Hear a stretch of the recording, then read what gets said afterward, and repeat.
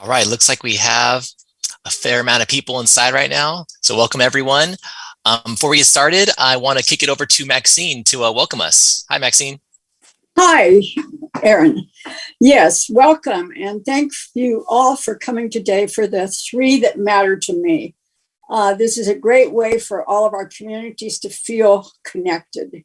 My name is Maxine Spencer, and I'm a resident of the terraces at San Joaquin Gardens at Fresno, California, which is just in the center of California almost.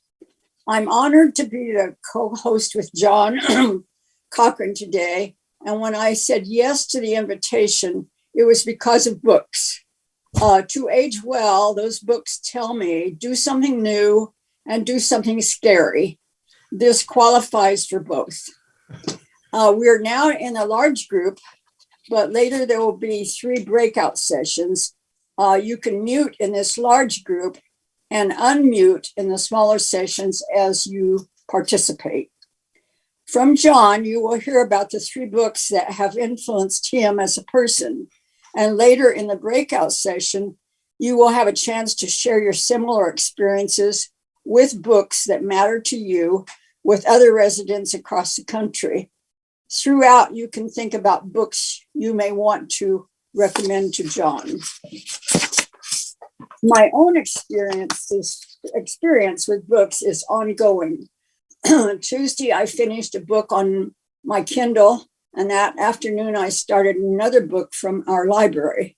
I have 3 hardbound books to finish by February 21st when the county library comes to pick them up. My love of reading may have started before the 4th grade, but that trip to the little Carnegie Library with my class is still vivid in my memory. Just seeing those shelves for the first time full of books was overwhelming.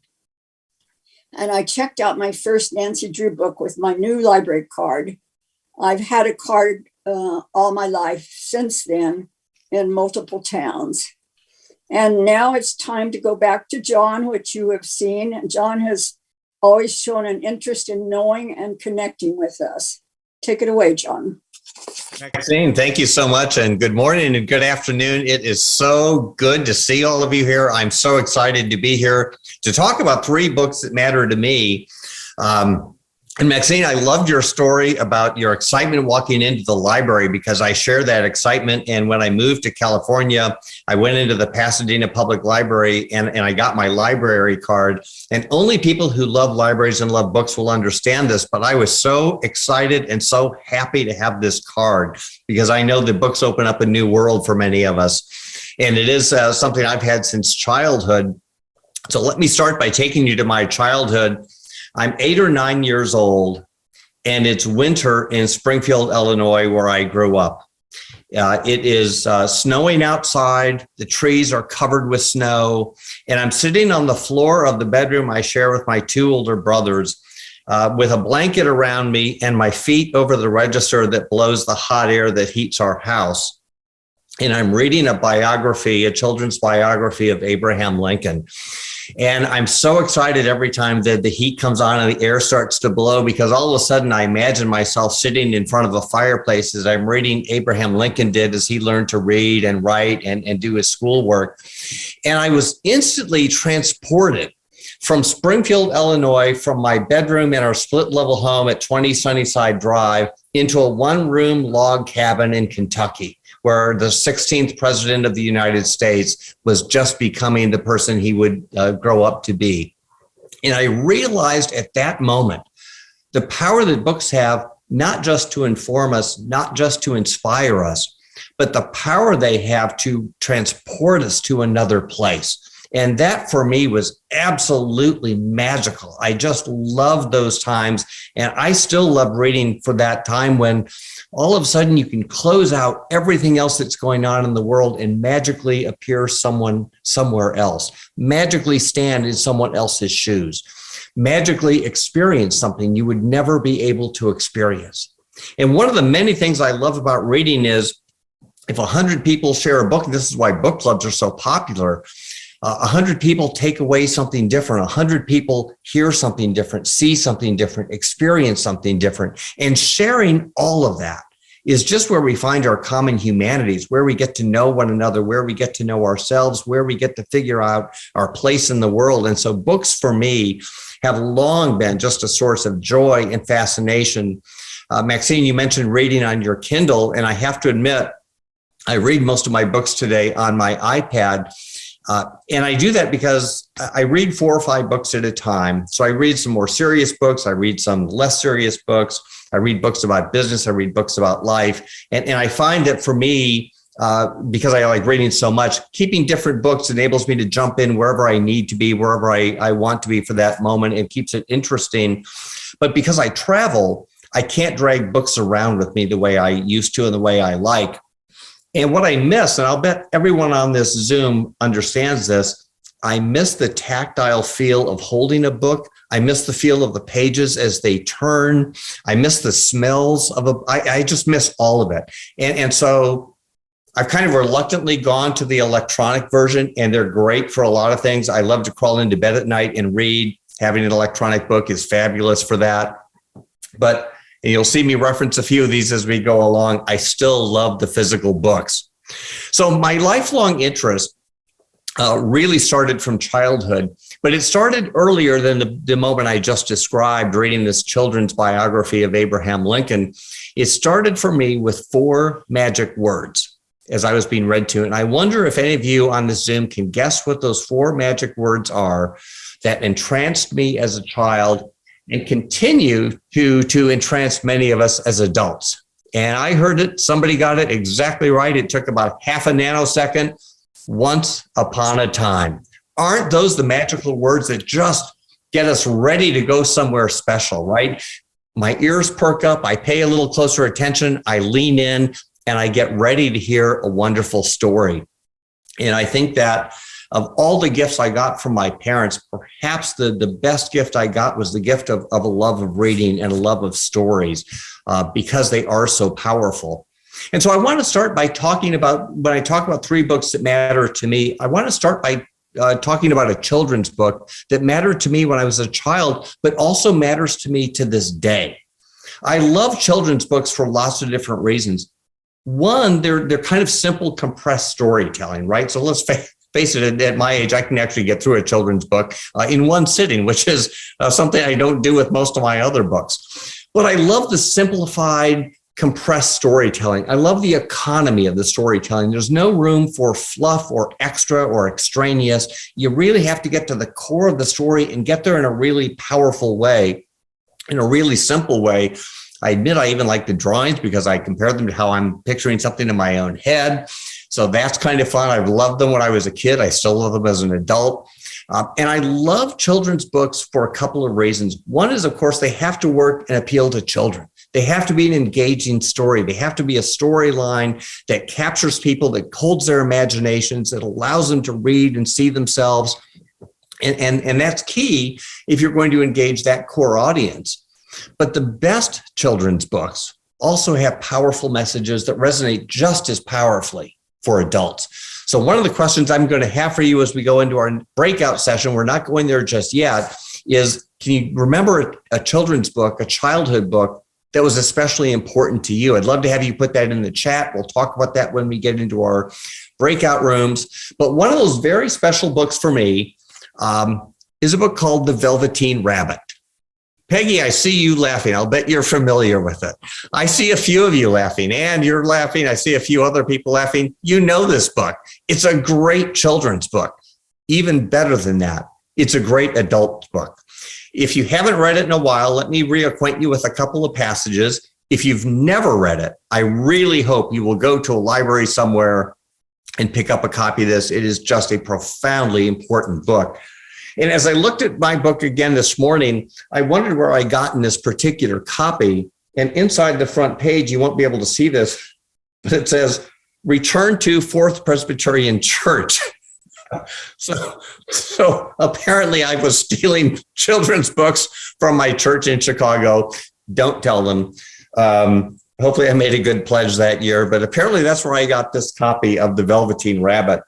And the subtitle of The Velveteen Rabbit is How Toys Become Real. And you'll see why that's so important to me in just a minute. But it's a story, of course, of a children's toy, a toy rabbit, and how that toy became real. And so you can imagine right away for a kid how enthralling this is. If you've ever watched a 2, 3, 4, 5-year-old haul around their stuffed animal, that's not a stuffed animal to them. That's real, right? That is absolutely real to them. And so that story to them of how toys become real really resonates.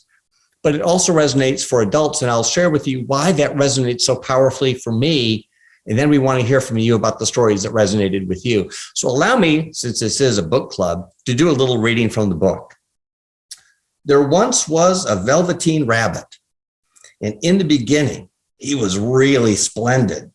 He was fat and bunchy, as a rabbit should be. His coat was spotted brown and white.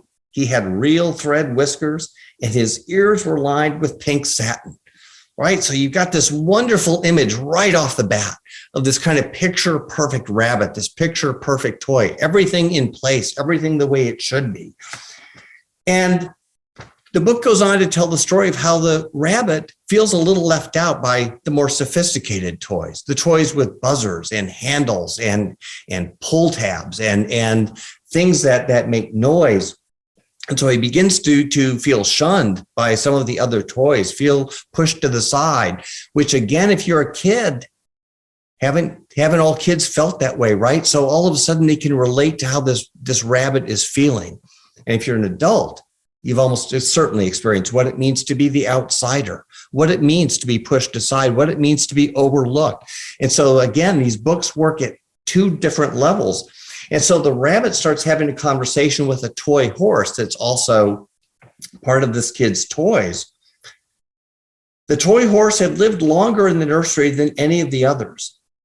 He was so old that his brown coat was bald in patches and showed the seams underneath, and most of the hair in his tail had been pulled out. He was wise, for he had seen a long succession of mechanical toys arrive to boast and swagger and pass away, and knew that they were only toys and they would never turn into anything else.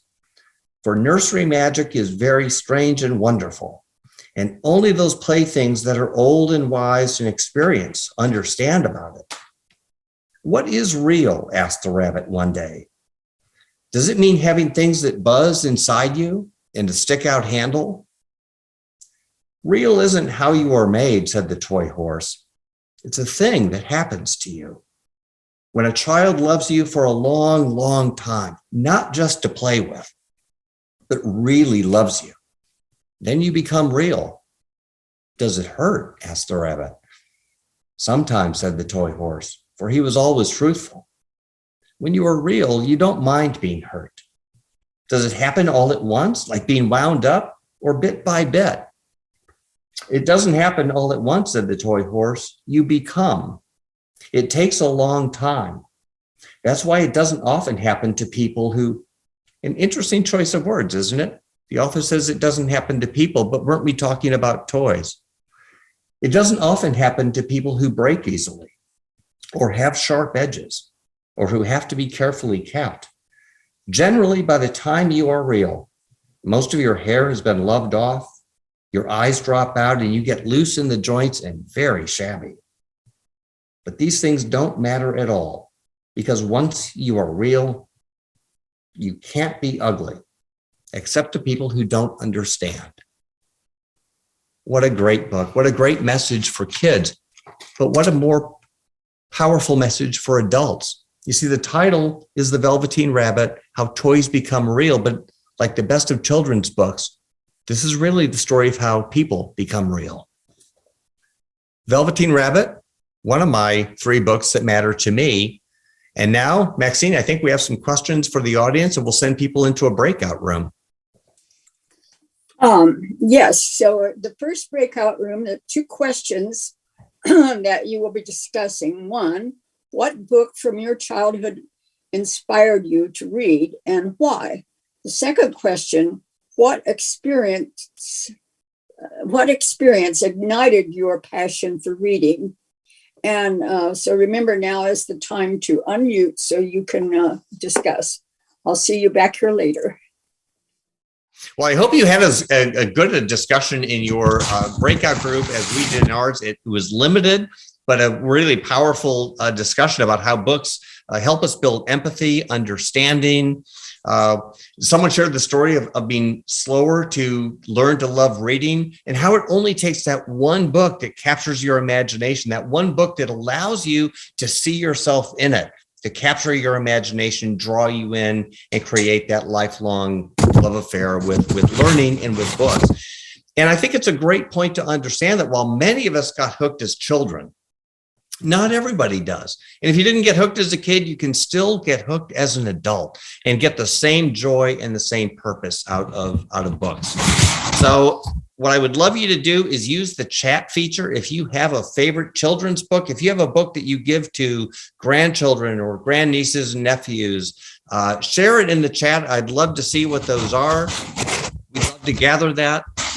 Now I'm going to switch gears, though, as we talk about 3 books that matter to me. I wanted to start with children's because, again, they are how I got hooked into a love of reading. There's still something I enjoy. That's still the primary gift I share with grandnieces and nephews.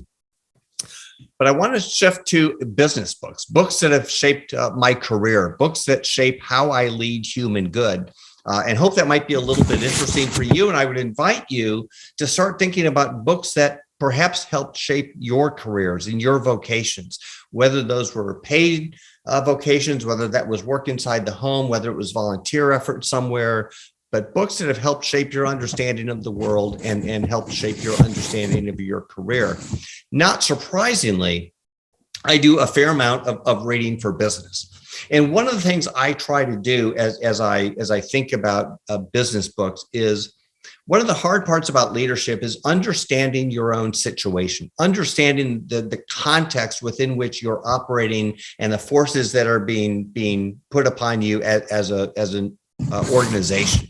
And so I find it's helpful to step outside of our field, outside of my day-to-day responsibilities, if you will, to get some of that perspective. And what I look for in business books are books that allow me to gather information, synthesize information that at first glance may not appear to have a whole lot of connection to what we do with human good, but then apply those principles and learnings to human good.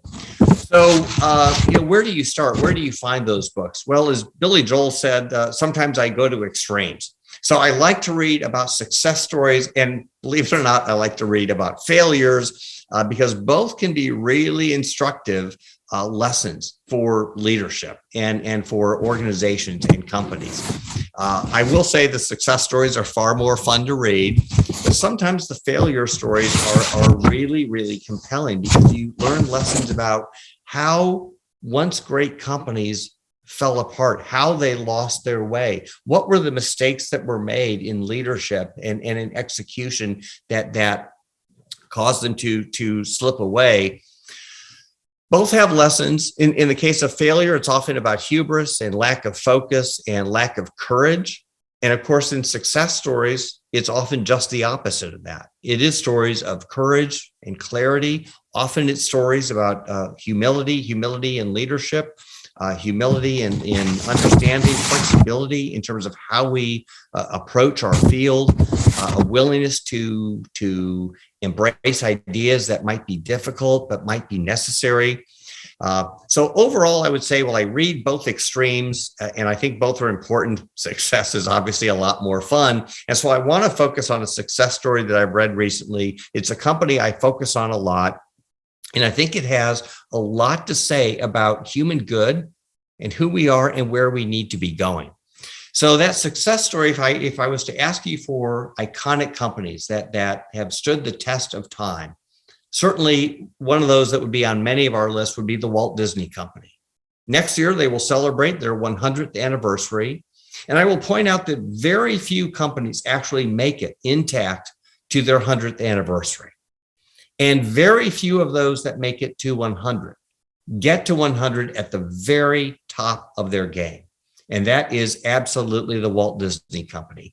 When you look at media content companies, entertainment companies, there's Walt Disney, and then there are a whole bunch of also-rans in many different respects. Now, it may look like success has just come naturally to the Walt Disney Company. There's just been a linear path of continued success and relevance in the market. Not exactly true. And so when you look at that company, I've studied their success over many years. I've looked at their strategies. I've looked at how they execute. I looked at some of the mistakes they've made as a company. And by the way, successful companies make mistakes. That's an important learning. But the now just retired chairman and chief executive officer of the Walt Disney Company, Bob Iger, wrote a biography of his time in leadership in media. It's called The Ride of a Lifetime, right? And it talks about the fact that he just can't believe his good fortune at leading one of the iconic companies of America. And by the way, he was a fairly improbable leader. If you don't know about Bob Iger, he was a long shot to get the job. Most people didn't expect much out of him. Many people thought the company needed to turn to an outsider to run it. He gets the job, and over 15 years, he delivers year after year after year of real success. And throughout the book, there are all kinds of lessons that apply to human good that we can take away, and I can take away, apply to my own leadership, and apply to the circumstances of our own company. And so I invite you to read that book and think to yourself, what are some of those parallels? Why does John read this book? And what does he see that connects to human good? Well, some of those things are that despite outside appearances, the Walt Disney Company was facing enormous disruption in their field. There was enormous change going on in the media world, and the Walt Disney Company had to navigate that change. They had to disrupt their own business to create continued vitality and relevance. And while that may sound easy, it is the hardest thing in the world for a successful company to actually disrupt its own business and prepare itself for the future. If you want proof of that, look no further than Kodak. They could not disrupt their own business despite the fact that they had all the keys to the future in digital technology. So the Walt Disney Company was able to do that. The book concludes with lessons to lead by. And I want to share just a few of these with you and talk about why they resonated with me and how I think they apply to human good and how they've influenced my own leadership at Human Good. Bob says, to tell great stories, you need great talent. That may sound obvious, but so many times we forget that our success as a company starts with the great talent that we have. I've talked a lot about with people who have heard me speak. This is the best team I have worked with in my career. That's not an accident, and it is the single most important recipe for our continued vitality and success as an organization. We need smart, creative, passionate, caring, thoughtful people. We have them by the droves. And when I talk about being an optimist as a leader, it's often because we have such a strong foundation of people who care about our field. But this book reinforced it. As I looked at the decisions the Walt Disney Company has made in hiring, I realized that talent was put number one for them, and it was foundational to their long-term success. One quick story I'll share from the book. Bob Iger hired a guy to lead the movie studio at Walt Disney. And when he hired somebody, he hired a 70-year-old to come in and lead the studio. I think Alan Horn might have been, maybe he was 68 when he started, 70. He was somewhere in there. He'd been fired from his previous job despite a long track record of success because his previous company thought he might be too old. It might be time for him to retire. And Bob Iger looked at Alan Horn and he said, well, wait a minute. There's great talent with more to give, more to share, and a passion for doing that work. Brought him into Disney. And the story is he spent 10 years. Every one of those 10 years, Disney led the world in global box office, string after string after string of success due to hiring the right talent, placing the bet on the right people. Great message for us. Bob talks a lot about now more than ever the need to innovate or die. And he puts it just that starkly in the book, innovate or die. That sounds good. We all want to be innovators, but the fact is it's scary. It's uncertain. There are bets that go wrong. You've got to be willing to fail. And most companies, despite the fact they talk about being willing to innovate, aren't willing to innovate at all because they're afraid. They're afraid of failure. They're afraid of bruising their knees. And so they play it safe. And in playing it safe, they go off the rails. Now, it doesn't happen immediately, but it does happen. So again, a great parallel lesson coming out of the Walt Disney Company. He talks about it's about creating an environment in which people refuse to accept mediocrity. Good enough is not good enough.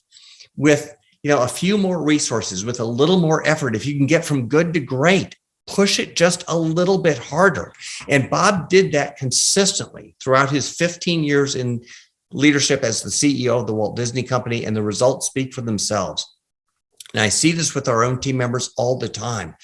And the good news is I don't have to prod people to excellence. They prod themselves. That's why I'm so optimistic about the future for our organization, because I got a whole team of people who refuse to accept good enough, who don't want to quit until the last possible minute till we have to stop pushing, because we don't settle for mediocrity.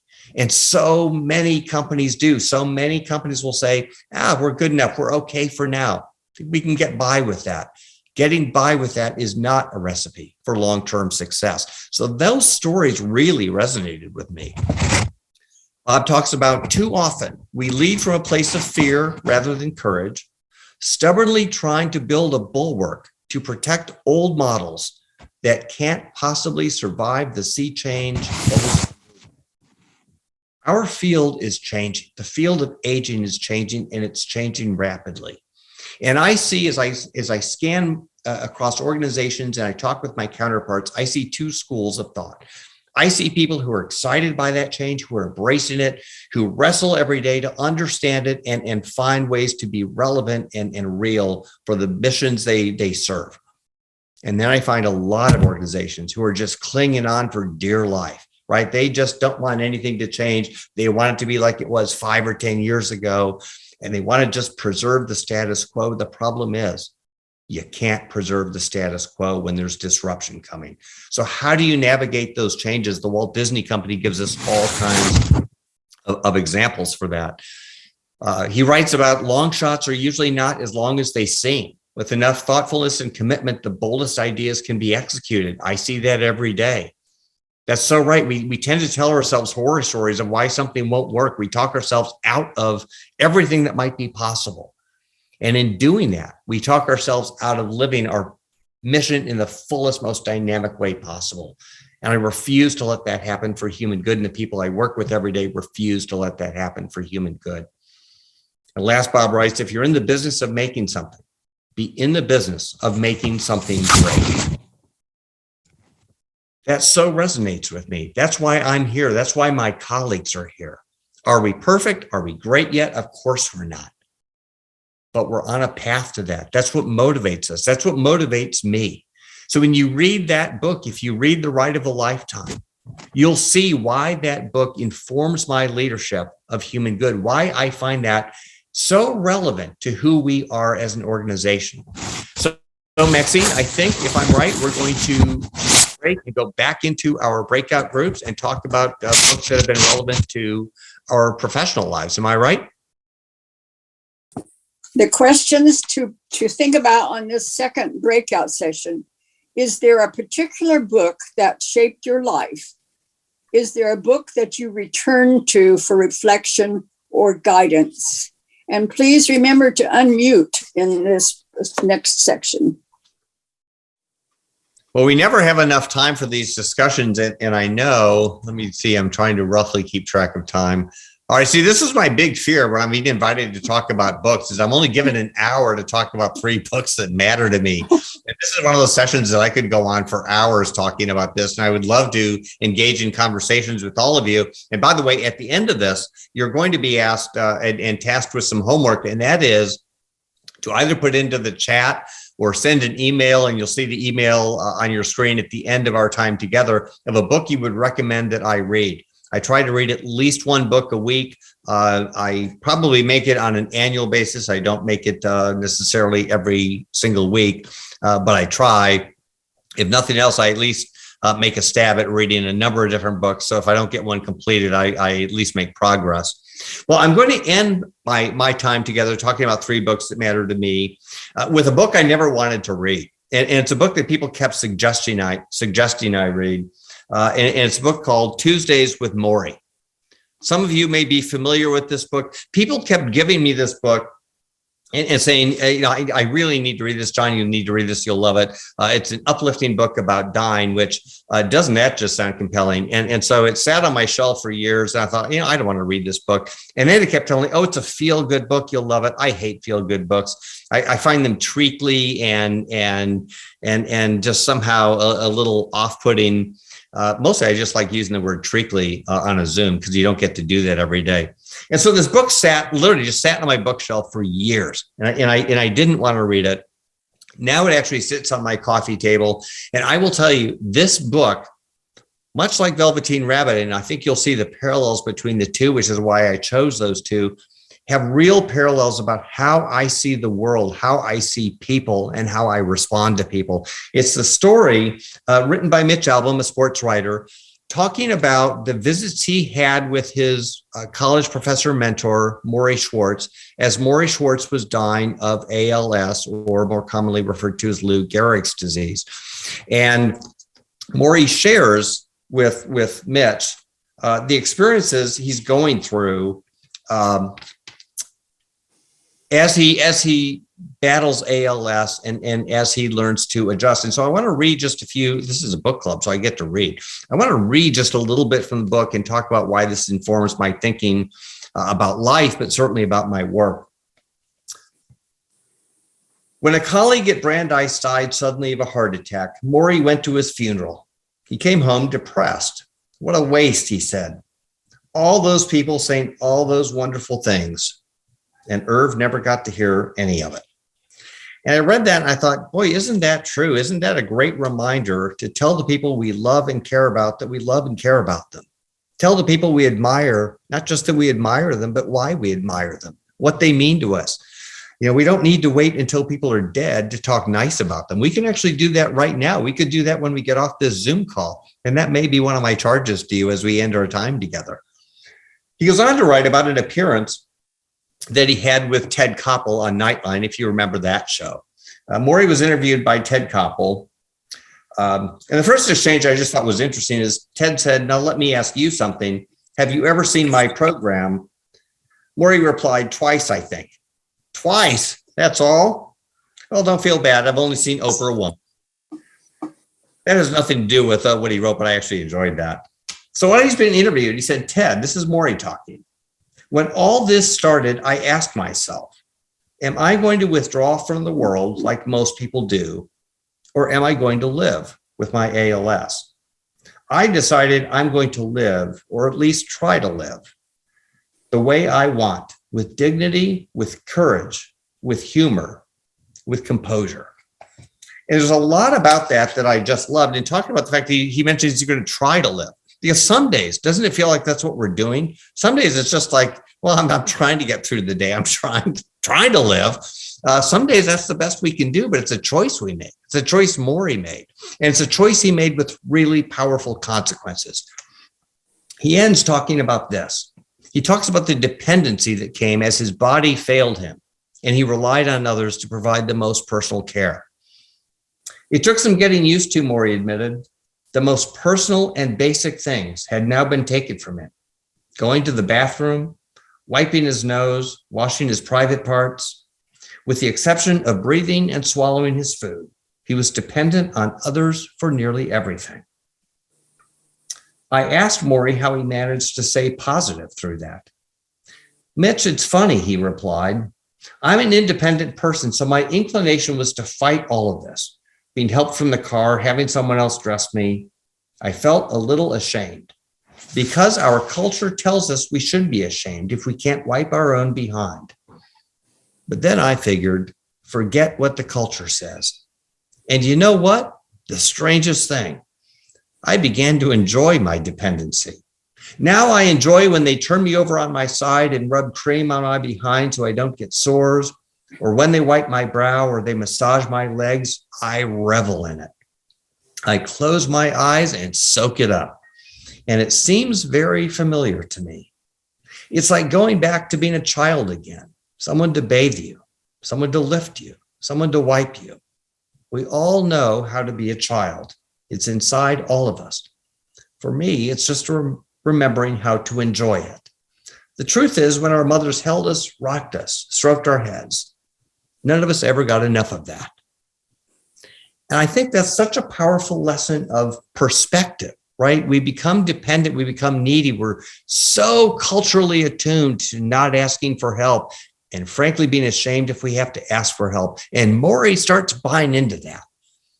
He starts signing up for that. He's embarrassed with people helping him. And finally, he comes to this point of realization that it's a choice he gets to make.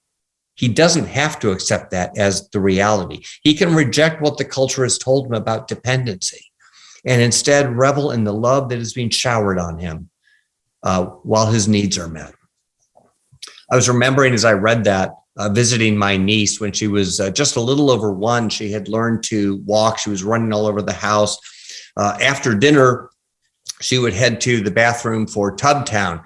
She would go to the bathroom and then she would get cleaned up and then she would get put in the tub and bathe and get ready for bed and be wrapped in a towel. And whenever we were visiting, she insisted that anybody who was at the house, and I mean anybody who was visiting at the house, had to witness this, right? She wanted everybody possible with her at Tubtown. And that includes sitting on the toilet. No one had ever told her she should be embarrassed or ashamed. She wanted everybody to see this miracle that was happening while she was on the toilet, getting cleaned up, getting put in the bathtub, getting fresh water from the spigot poured over her head while she blew bubbles. She wanted to make sure you witnessed all of it. And then she would get out of the tub, get a warm towel wrapped around her, get dried off, and then run around the house naked as a jaybird. And the only thing she loved more than having her Aunt Lisa and Uncle Johnny there to witness would be having anybody else there. The neighbors down the hall, all of you on this Zoom, the more the merrier. She was just thrilled to revel in that love that was being showered on her. And as I read Maury's description, I realized that's exactly what she was experiencing. And somewhere we forget that. Somewhere we forget what it means to be loved. We see people as broken. We see people as dependent. We see people as needy. And somehow we're told we should be ashamed of that. Maury helped shift my understanding to realize we can change the script on that. It doesn't have to be that way. I think we are close to out of time, but we have one more quick breakout. Eric, am I right on that? Yes, correct. All right, so let's do one more quick breakout. We'll come back and wrap things up. Hopefully you can stick around for a few extra minutes and we will conclude our time together. And Maxine, let me cue it over to you. What are we talking about in group 3? Okay. What book do you recommend to everybody to read? Number 2, what book do you take with you on or return to? And 3, what book have you given as a gift the most? All right, lots to talk about. We'll see you back in a few minutes. Well, I knew I wouldn't be able to do this in under an hour. And of course, I failed as I knew I would. Maxine, you had an impossible task to try to keep me on task and on time, but we did pretty well. We're only 7 minutes over. I think we started a couple minutes late. Well, I want to thank all of you for joining me. Thank you for allowing me to share a little bit about my love of books, what they mean to me. Maxine, thank you for sharing your own story about how you were introduced to the library and you saw a world open up in front of you. In the space of a room, we can open up the world. And isn't that what we get with books? I read a statistic yesterday that was a little disheartening. I think Gallup does a poll every year about the number of books people are reading. And last year was the lowest number of books read in the history which they've been gathering this data. And I hope we can turn that around. I hope we can encourage people to read because it really is our window to the world. This is how we understand one another, understand ourselves, understand our connection to one another, and how we need to behave and operate and live. So again, thank you for sharing so much of that with me, allowing me to share. I do have a request to make. As you get off this, you'll see email contact Eric's going to put up on the screen. I would love to have your suggestions for books that I should read. Carol in my group had at least 2 suggestions for me. So it says which book. Notice it says books plural. You can give me more than one suggestion. I love to read. I may not be able to respond to every one of the suggestions, but I will promise you I'll look at every one of them, and that will be my reading list for the next year. Thank you so much for sharing some time together. I have enjoyed being with every one of you. So go out, stay safe, hold to the good, and tell someone that you love them today. Thank you so much, everybody. Thank you. Thank you, John. This was wonderful. Bye, everyone. Thank you. Bye, John.